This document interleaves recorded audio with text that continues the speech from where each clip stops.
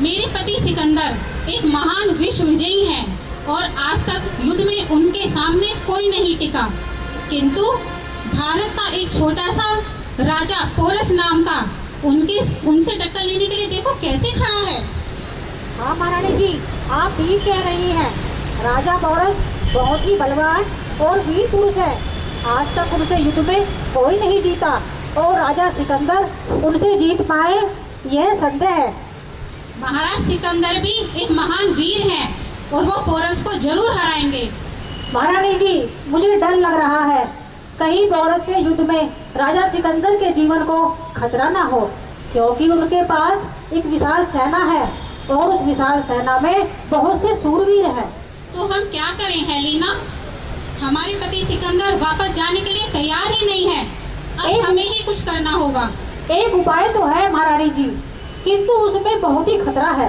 हम अपने पति के लिए कोई भी खतरा उठा सकते हैं हेलेना, तुम उपाय बताओ। ये जो देश है भारत, इसमें अनेकों त्योहार मनाए जाते हैं, पर उसमें सबसे सुंदर त्योहार है रक्षाबंधन। और इस त्योहार पर एक बहन अपने भाई के हाथ पर राखी बांधती है और भाई अपनी बहन की आजीवन रक्षा करने का वचन देता है।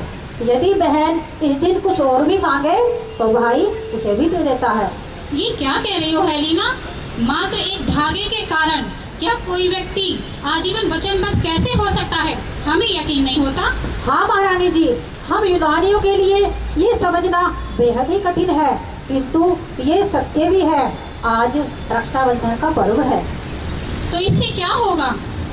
मेरा एक सुझाव है कि आप राजा पोरस के शिविर में जाएं और उनके हाथ पर राखी बांधें और उनसे वचन लें कि वह आपकी और आपके पति के प्राणों की रक्षा करें। किंतु इसमें एक खतरा भी है।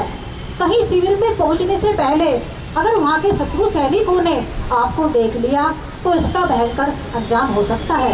हेलेना, तुम हमारे चलने का इंतजाम करो। हम अपने पति के प्राणों की रक्षा के लिए कोई भी खतरा उठाने के लिए तैयार हैं। ठीक है महारानी जी, मैं भी आपके साथ चलती हूँ।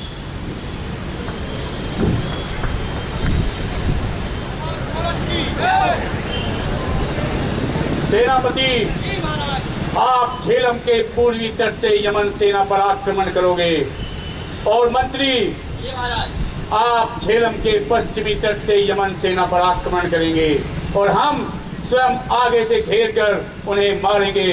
और ध्यान रहे, एक भी यूनानी सैनिक जीवित नहीं बचना चाहिए। महाराज की जय हो। कहो गुप्तचर, इस समय यहाँ कैसे? महाराज, मैं अपना कार्य कर ही रहा था कि तभी यूनान की महारानी आपसे भेंट करने के लिए शिविर के द्वार पर खड़ी हैं। क्या यूनान की महारानी और हमारे शिविर में? ठीक है, उन्हें आदर सम्मान के साथ अंदर लेकर आओ। जी महाराज।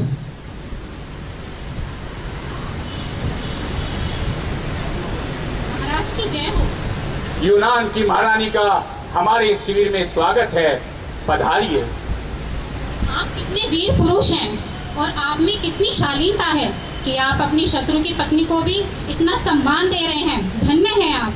महारानी जी, हमारे भारतवर्ष में नारियों का स्थान बेहद ऊंचा माना गया है।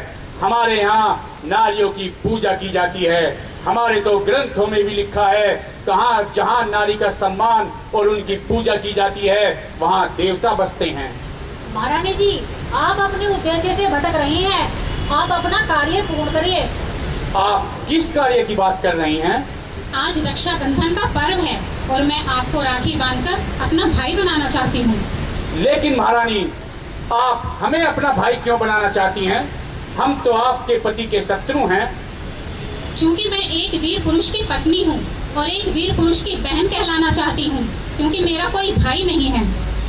तो ठीक है बहन, फिर लीजिए, बांधिए राखी। किंतु महाराज, ये एक चाल है। आप बिगर सोचे समझे कोई फैसला न ले महाराज। आपके एक गलत निर्णय से पूरे राज्य धर्म संकट में फंस सकता है। एक बार फिर सोच लीजिए महाराज। नहीं मंत्रीवर, आज के दिन एक बहन अपने भाई को राखी बांधना चाहती है। यदि इसमें कोई चाल भी है तब भी हम ये परंपरा नहीं तोड़ेंगे। बहन, आप बांधिए राखी। जैसी आपकी इच्छा।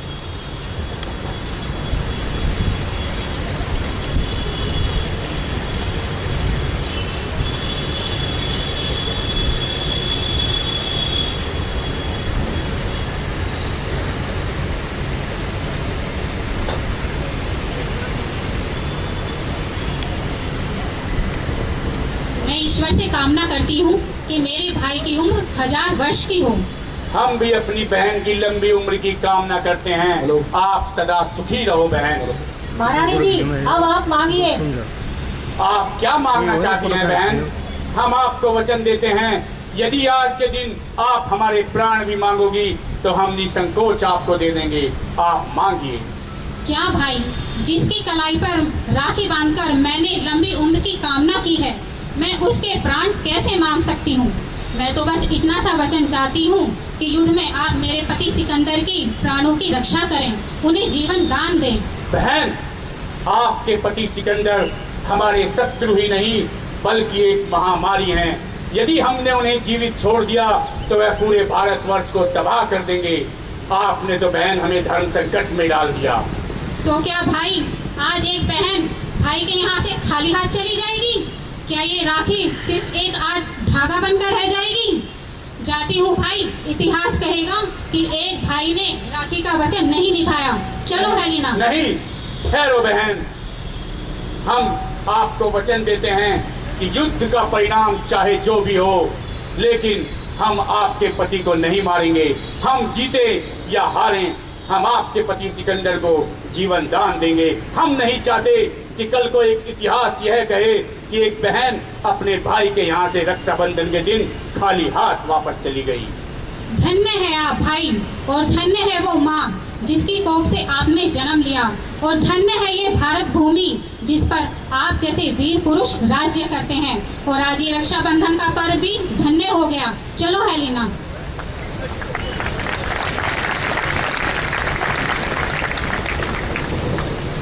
सिकंदर महान की जय। सिकंदर महान की जय।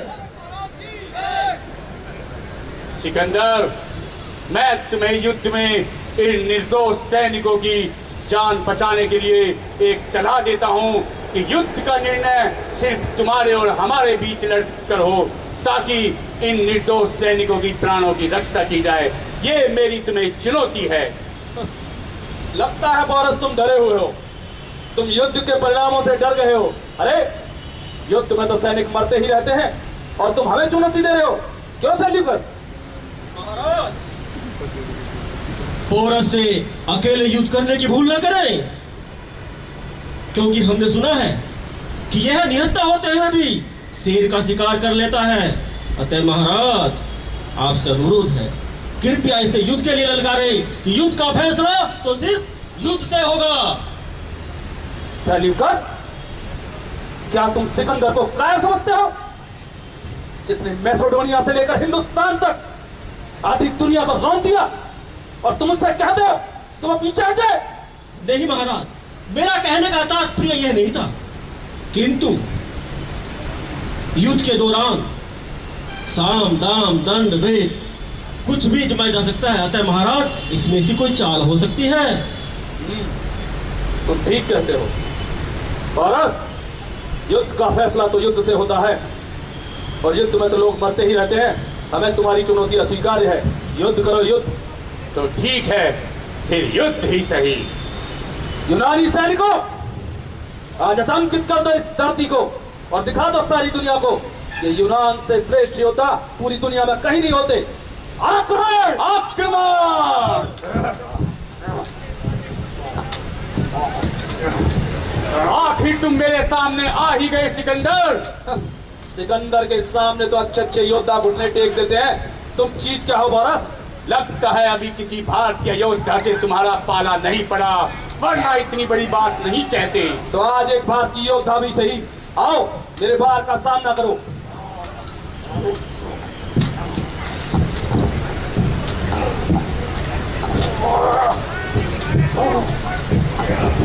जा सिकंदर, भाग जा, क्योंकि मैंने तेरी पत्नी को वचन दिया है कि मैं तुझे नहीं मारूंगा।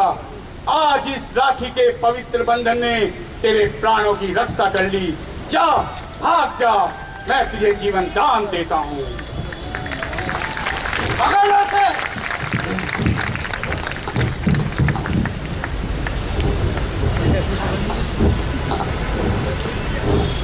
अब बोलो बोरस,